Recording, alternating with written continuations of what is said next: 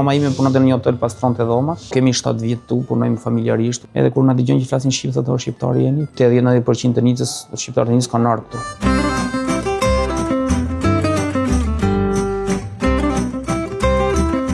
Unë tani jam në Patosi, kemi ardhur tu në Francë para 20 viteve.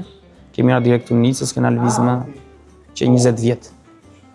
Mamaja ime në fakt e mori vullnetin për në arte, se ne kemi qenë të vegjël, unë dhe vllai im, kemi pas 2 vjet diferencë.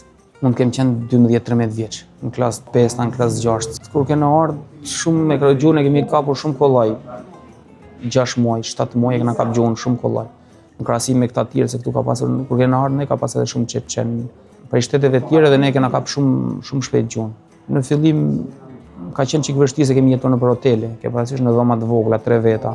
Kemi shkuar në një hotel çdo një javë dhe pastaj më mbrapa kemi marrë letra dhe na kanë rregulluar, na ka dhënë shteti ndihmë. Shumë pak kemi qenë, ne atëherë kemi njohur një familje në fakt kosovare, se kam shok edhe këtë ditë.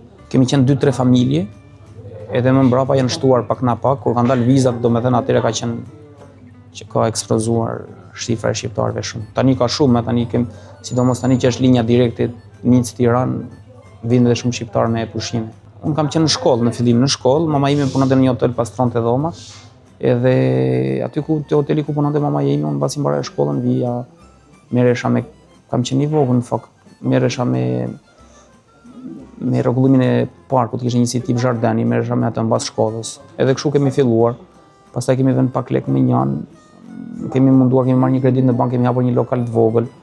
Mbasi mbaruam, mbasi e shitëm atë lokalin atje, i kemi investuar gjithë lek, kemi marrë lokalin këtu në qendër të Nicës. Kemi 7 vjet tu, punojmë familjarisht, unë, mamaja, babai, vllai im, nusja ime, të gjithë familjarisht punojmë këtu, kam edhe çupin e tezës që punon këtu me mua, çuni i saj, domethënë punojmë krejt familjarisht. Unë vetëm një biznes, po janë në një biznes, janë 3 biznese, kam restorantin, kam tabakino, kam lojrat e fatit, kam edhe snackingun bëjmë disa gjëra specialitete të Nicës, që quhet soka, është me miell, është si punë, ke parasysh si punë, si me ta thënë këtu, si punë aperitivi.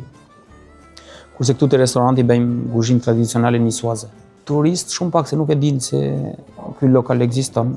Në rastësisht vinë shpesh rastësisht, na kemi në qendër, edhe kur na dëgjojnë që flasin shqip, thotë shqiptar jeni, kurse këto njerëzit e Nicës, të gjithë vinë, domethënë 80-90% të Nicës, shqiptarët e Nicës kanë ardhur këtu. Maj, qershor, korrik, gusht, tetor, që është në maksimum.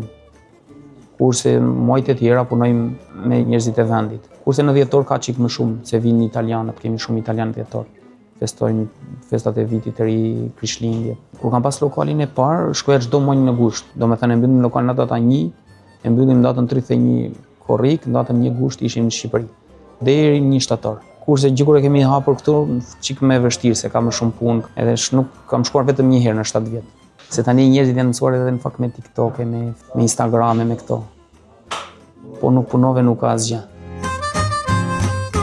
Unë quhem Sandri Toska, pronari i biznesit Klasi vet Garibaldi në Nicë.